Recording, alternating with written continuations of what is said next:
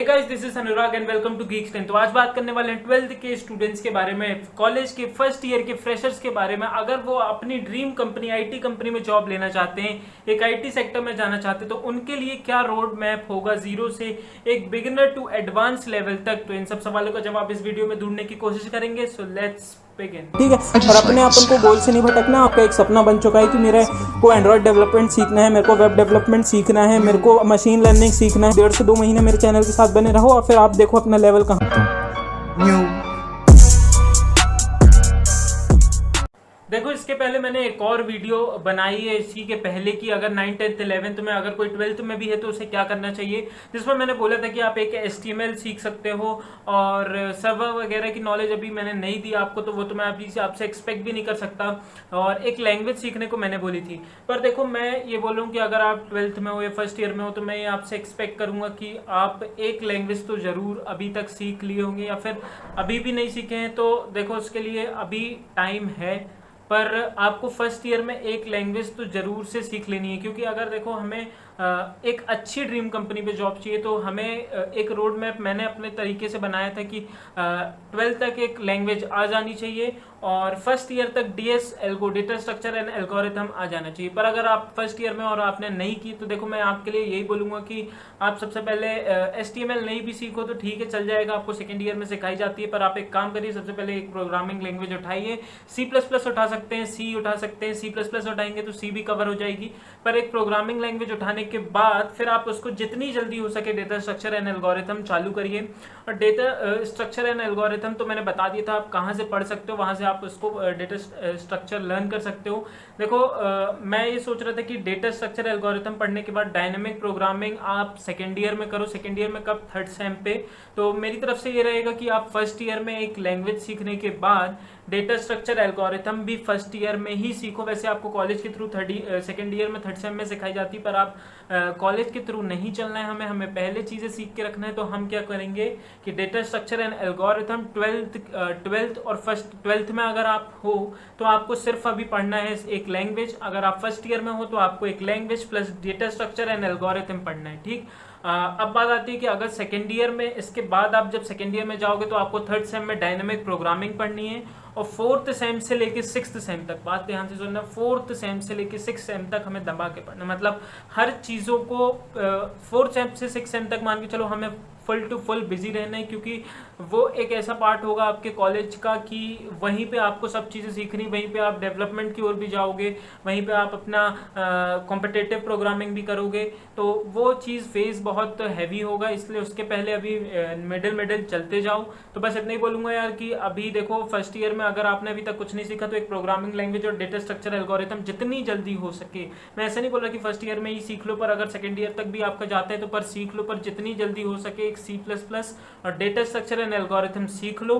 फिर उसके बाद सेकेंड ईयर में जैसे ही आओगे तो थर्ड सेम में आप डायनेमिक प्रोग्रामिंग सीखो। अब डायनेमिक प्रोग्रामिंग क्या होती है? डायनेमिक प्रोग्रामिंग वही डेटा स्ट्रक्चर का एडवांस आ जाता है। डेटा स्ट्रक्चर क्या होता है?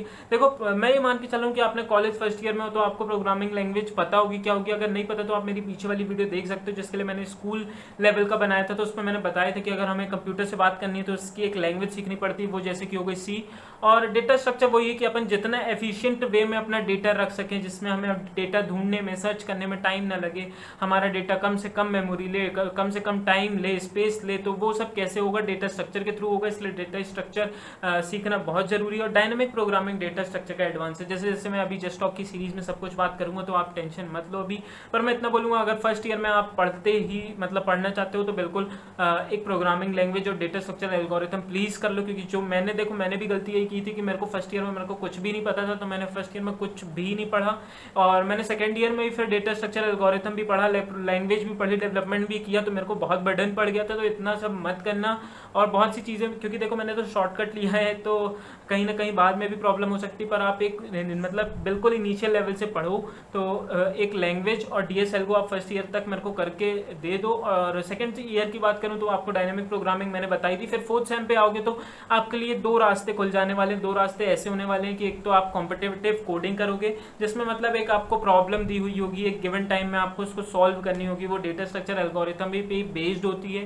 जो आजकल बड़ी बड़ी एमएनसीज कंपनी होती है, अमेजोन वगैरह और प्रोडक्ट बेस्ड कंपनी होती है, सब वो ही क्वेश्चन सॉल्व करवाती हैं। और डेवलपमेंट देखो दो फेज खुल जाते हैं। एक आपने एक देखो क्या होता है, अभी मैं दूसरे वीडियो पे भी इस पे डिटेल में बात करूंगा, पर आप एक लैंग्वेज सीखने के बाद आपके डेटा स्ट्रक्चर सीखने के बाद आपके दो रास्ते खुलते हैं। एक होता है या तो आप कॉम्पिटिटिव कोडिंग कर सकते हो, एक होता है या तो आप वो कर सकते हो डेवलपमेंट की ओर जा सकते हो। तो कॉम्पिटिटिव कोडिंग में आपको ये CodeChef, Codeforces, HackerRank, HackerEarth और भी बहुत सारी वेबसाइट्स हैं, इन पे आप जाके कर सकते हो। आपको एक गिवन टाइम पे एक प्रॉब्लम सॉल्व करनी होती है। प्रॉब्लम ऐसी होती है जो डेटा स्ट्रक्चर के एल्गोरिथम लगा के सॉल्व होती है। तो बड़ी बड़ी एमएनसीज कंपनी में यही क्वेश्चन पूछे जाते हैं। और दूसरा होता है डेवलपमेंट होता है। डेवलपमेंट में क्या होता है, या तो आपने जावा सीख ली तो जावा से आप एंड्रॉइड की ओर जा सकते हो, या तो आपने पाइथन वगैरह सीख ली तो आप मशीन लर्निंग की ओर जा सकते हो, या तो आप डेटा माइनिंग या फिर डेटा एनालिसिस, डेटा साइंटिस्ट की ओर जा सकते हो। जैसे कि मैंने कॉम्पिटिटिव कोडिंग नहीं करी, मैंने दूसरा रास्ता चूज किया, तो मैं तो डेवलपमेंट पे ही करता हूँ। और जैसे कि आपको सबको सिखा ही रहा हूँ कि एंड्रॉइड तो मेरी चल ही रही है और मशीन लर्निंग भी मैं जल्दी से जल्दी लाने वाला हूँ। और हाँ, प्रोग्रामिंग लैंग्वेज का तो मैंने कई बार बताया कि मैं सी चालू ही करने वाला हूँ।